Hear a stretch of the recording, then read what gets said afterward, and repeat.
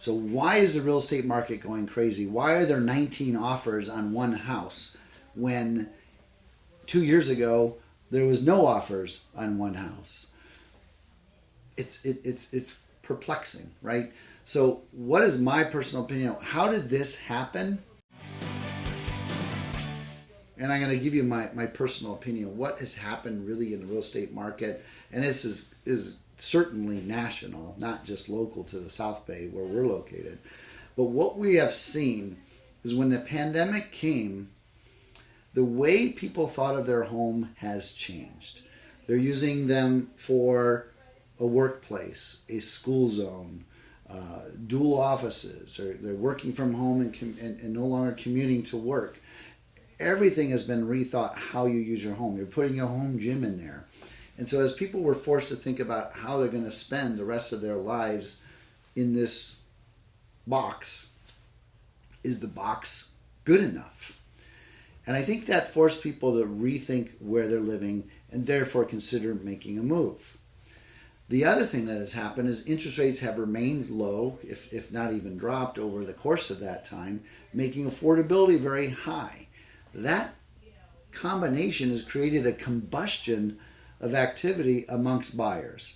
Additionally, during the pandemic, there was a lot of home sellers that didn't want to go on the market. They didn't want people coming in their home. They didn't want to suscept themselves to potential COVID issues and those type of things. So that shrunk inventory as well. So between shrinking inventory and the increased need to make a move, it has just flipped the market on its head, which has never been seen in the history of real estate that I am aware of, to see this many offers, this kind of price appreciation that's going on. You top inflation on top of that. This is what's driving the real estate market the way it is. Here's the real question. What's next? What do you do? You know, it's a tough call. If you're a seller, you love it, right? Everyone's fighting for your home. They're giving you more money for your house than you would ever imagine. There are potential really dramatic tax changes that could happen that are proposed right now that could increase capital gains, remove the 1031 exchange, and a lot of other things that could have significant tax ramifications in the future. Therefore, selling now could ultimately be a benefit in tax savings versus what they might be in the near future. So it is something to think about when you're selling. But for the buyers out there, should you buy in the middle of this frenzy? Why should you buy in the middle of the frenzy? Here's one reason to do it. There's probably lots of reasons not to do it, but the main reason to do it is you're locking in low interest rates for a very long time, possibly a lifetime. So even though prices may be apparently inflated right now, if you locked in low interest rates and you're going to be in a home 5 or 10 or 30 years, you've locked in a very low payment, which is going to save you hundreds of thousands of dollars, depending on what marketplace you're in interest over the life of that loan.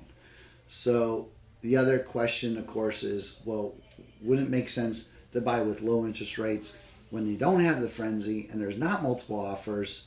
And that's the question. Is that going to happen? Will inventory increase and interest rates stay low? The odds of that happening, I couldn't even tell you. But I'm going to guess it's low, right? The reason I think prices will slow down or drop is because we will see an increase in interest rates at some level. Yeah, and if you have specific questions or you want to just talk about it and chat about it, just reach out. Happy to help you out.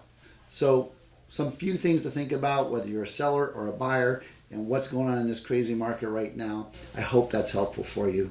You have a great day.